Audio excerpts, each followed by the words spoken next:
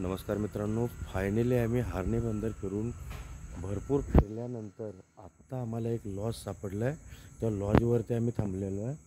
आता जस्ट आलो आहेत आम्ही एंट्री करायचे आणि या लॉजवर 2-4 समुद्रकिनारे जेवढे बघो ह्या दिवसामध्ये यायचं बाबा खूप महाग आहे रे. तुम्हाला जर जमत असेल तर ह्या दिवसात आपण हा लॉज आहे, लॉज विथ हॉटेल आहे. या हॉटेलचं नाव आहे हॉटेल ओजानूप.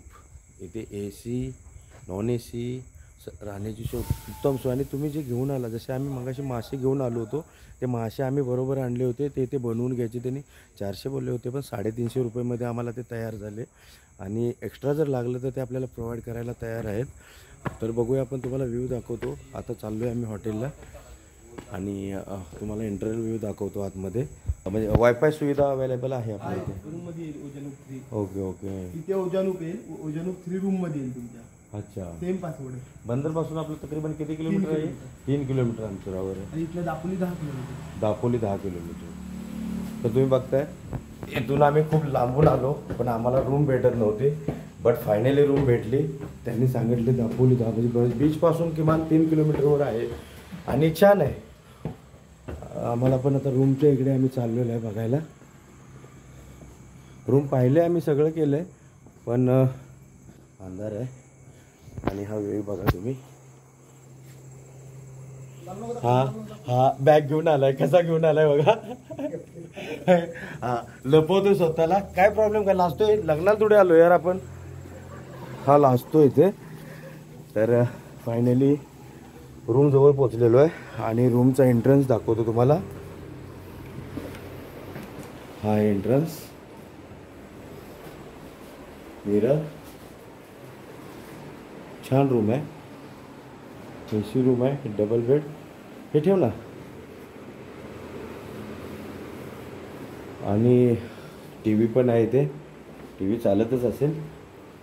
बाथरूम बघा, फ्लॅश, इंग्लिश टॉयलेट,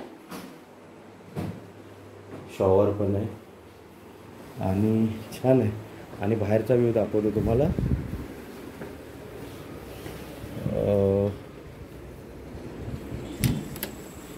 हा बाहेरचा व्ह्यू आहे. लाईट ॲक्च्युली लाईटचा इथे प्रॉब्लेम आहे. पावसामुळे इथे बाहेर लाईट नाही आहे. आणि माझा मित्र तर आता त्याने टॉर्च बंद केली. एवढी लाईट असताना सुद्धा ह्यांनी टॉर्च ऑन करून लाईटमध्ये फिरतोय. म्हणजे काय बोलायचं त्याला. काय बाहेर बघतोय आता? केळा येतं का बाहेर? व्ह्यू कसा आहे बघा. हा बॅटऱ्या दाखवून व्ह्यू दाखवतोय. रात्रीचं आल्यामुळं ही अवस्था आहे आमची. काय करणार. आम्हाला खूप फिरल्यानंतर भेटले आम्हाला हे हॉटेल. आणि ठीक आहे, जास्त पण कॉस्ट नाही आहे. आय थिंक 2,500 बोलत होते त्यांनी. 2,000मध्ये हा एवढा चांगला VIP रूम आपल्याला दिला आहे. छान वाटलं. पण लाईट वगैरे, हा व्ह्यू पाहू शकता तुम्ही. तर फायनली आम्हाला रूम भेटलेला आहे. आता या रूममध्ये रेस्ट करूया. पहिलं फ्रेश झालं पाहिजे आणि त्याच्यानंतर आम्ही त्यांना जेवण वगैरे बनवायला सांगितलं आहे.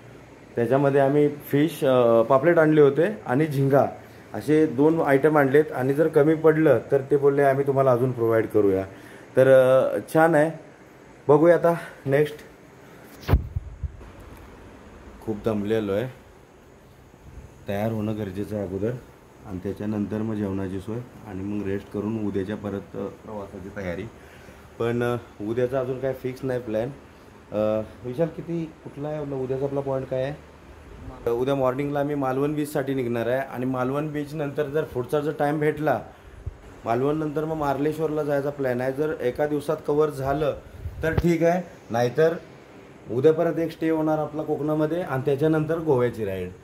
बघूया काय होतं आहे आणि नेक्स्ट ब्लॉगला तुम्हाला सांगेल. बाकी कसा वाटला व्हिडिओ नक्की कळवा. लाईक करा, शेअर करा आणि सबस्क्राईब करा प्लीज.